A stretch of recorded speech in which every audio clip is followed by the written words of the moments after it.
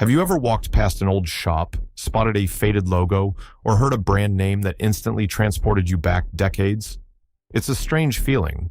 One moment you're standing in the present, and the next you're remembering school trips, Saturday shopping with your parents, or that one product everyone seemed to own. Some brands weren't just companies, they became part of British life itself. Their names filled television commercials, lined the high streets, and sat proudly in millions of homes. At one point, it seemed impossible to imagine a Britain without them. What's even more surprising is how quickly many of these giants disappeared. Some collapsed almost overnight. Others slowly faded until people barely noticed they were gone.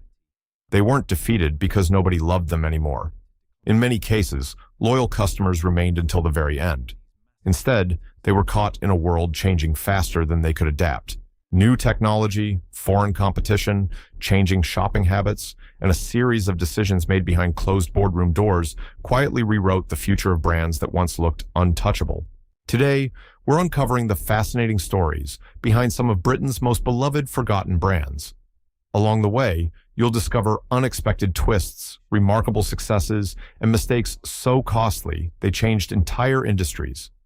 And before this journey is over, you'll hear about one legendary British brand whose disappearance still leaves many people wondering what could have been if just one decision had gone differently. There was a time when Britain's high streets looked completely different from today. Walking through almost any town meant seeing the same familiar names repeated again and again. Families trusted these companies without hesitation because they had earned their place over generations. Shopping wasn't simply about buying products. It was about returning to stores and brands that felt almost like old friends. Whether it was clothing, electronics, sweets, household goods, or department stores, these businesses became woven into everyday routines. Children grew up recognizing their advertisements before they could even read, while adults rarely questioned whether these companies would still be around decades later. Their dominance felt permanent. Many of these brands became cultural symbols rather than ordinary businesses. They sponsored television programs, appeared during national celebrations, and built emotional connections that advertising experts today still study. Some represented quality craftsmanship, while others became famous for affordability and reliability during difficult economic times. They survived wars, recessions, and enormous social change, reinforcing the belief that they were simply too established to ever disappear. Their success shaped employment across Britain, influenced manufacturing, and even helped define what shopping meant for several generations. For millions of people, these companies weren't separate from British culture. They were British culture. That sense of permanence turned out to be one of the greatest illusions in modern business. While customers continued to associate these familiar names with stability, enormous changes were already taking place beneath the surface. Global competitors were entering the market with lower prices. Consumer expectations were evolving faster than many executives realized. Technology was beginning to transform how products were designed, marketed, and sold. Yet, from the outside, everything still looked normal. Stores remained busy, advertisements continued appearing on television, and few imagined that some of Britain's biggest household names were already entering the first chapter of their decline. The downfall rarely began with one catastrophic event. Instead, it started quietly, almost invisibly. Sales slowed slightly. Younger customers became interested in newer brands. Small competitors introduced ideas that seemed insignificant at first, but gradually attracted more attention. Many long-established companies believed their reputation alone would protect them, convinced that decades of customer loyalty could overcome any temporary challenge. That confidence, however, slowly turned into complacency. By the time warning signs became impossible to ignore, the market had often moved on without them. At the same time, Britain itself was changing. Shopping centers expanded, international retailers entered the country, and eventually, the internet transformed consumer behavior in ways few executives had predicted. People suddenly had more choices than ever before, and loyalty became harder to earn. Businesses that once competed only with local rivals now found themselves facing global corporations with larger budgets, more efficient supply chains, and the ability to adapt much faster. Companies that had dominated for generations discovered that history alone offered no protection against innovation. Every year that passed widened the gap between those willing to change and those determined to preserve the old way of doing business. Perhaps the most tragic part of these stories is that many of these brands could have survived. Several possessed loyal customers, instantly recognizable names, and decades of goodwill that newer competitors could only dream of building. Yet, a combination of delayed decisions, missed opportunities, financial pressures, and changing consumer expectations slowly eroded even the strongest foundations. The public often noticed only the final headline announcing administration, closure, or bankruptcy. But behind every forgotten British brand lay years of small decisions that quietly accumulated until recovery became almost impossible. And the individual stories behind those disappearances are even more surprising than most people realize. One of the most fascinating things about forgotten British brands is that many didn't disappear because people stopped recognizing them. Quite the opposite. Even today, mention certain names to someone who grew up in Britain during the 1970s, 80s, or 90s, and you'll almost certainly spark an immediate story. They remember buying their first television from one retailer, choosing school clothes from another, or spending weekends browsing aisles that seemed endless at the time. These companies built something far more valuable than market share. They earned a permanent place in people's memories. Yet emotional attachment alone couldn't protect them from an economy that was changing faster than tradition could keep up. Take Woolworths, for example. For generations, it was much more than a shop. It was where families picked up everything from toys and sweets to household essentials and music, often during the same visit.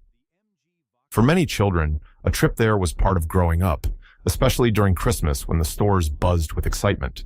Then there was Comet, once one of the country's leading electrical retailers, where buying a new television, washing machine, or stereo system felt like an important family occasion. British Home Stores, better known as BHS, had served shoppers for decades with clothing, lighting, furniture, and home essentials, while C&A had become a familiar destination for affordable fashion long before fast fashion giants dominated the high street. Each of these brands appeared so deeply rooted in everyday life that imagining Britain without them seemed almost impossible. Until one day, that was exactly the reality. What connects these stories is how ordinary their disappearance initially felt. Stores closed one location at a time. Clearance sales attracted bargain hunters who assumed the business was simply restructuring. Headlines appeared briefly before public attention shifted elsewhere.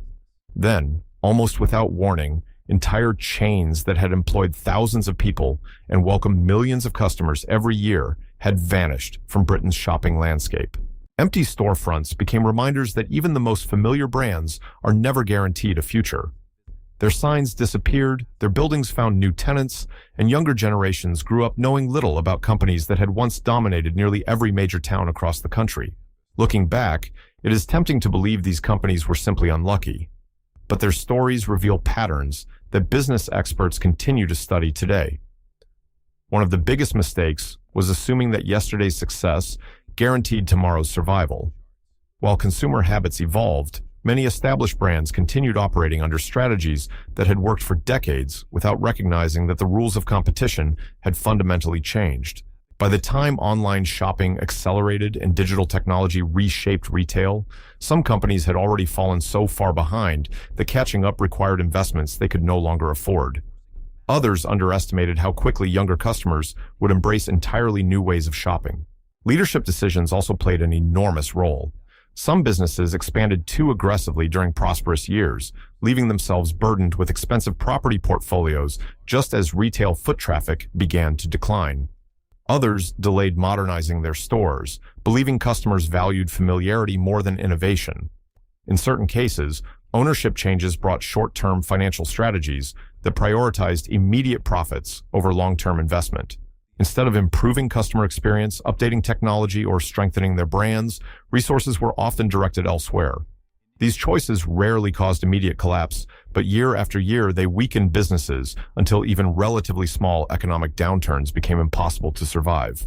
Perhaps the greatest lesson from these forgotten brands is that success is never permanent.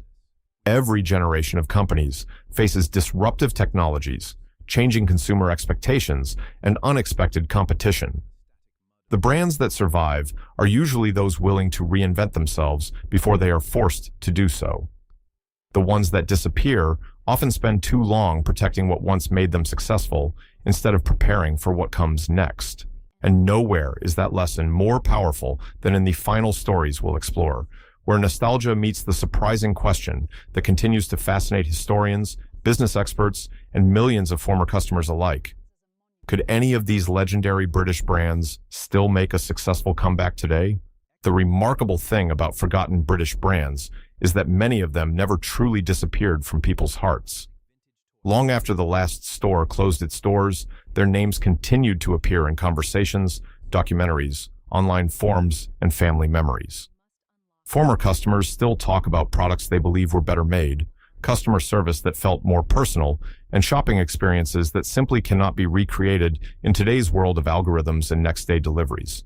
Nostalgia has become so powerful that some companies have attempted to revive famous brand names, hoping that decades of goodwill could once again attract loyal customers. But bringing back a familiar logo is far easier than recreating the world that once made it successful.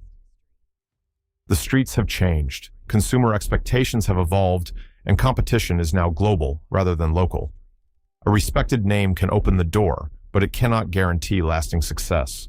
There have been several attempts to breathe new life into brands that many believed were gone forever. In some cases, well-known names have returned as online retailers instead of traditional high street stores. Others have reappeared through licensing agreements, allowing familiar products to reach consumers without rebuilding the enormous retail networks they once relied upon. Yet these revivals often reveal an important truth. People are not simply nostalgic for a logo or a company, they miss an entire era.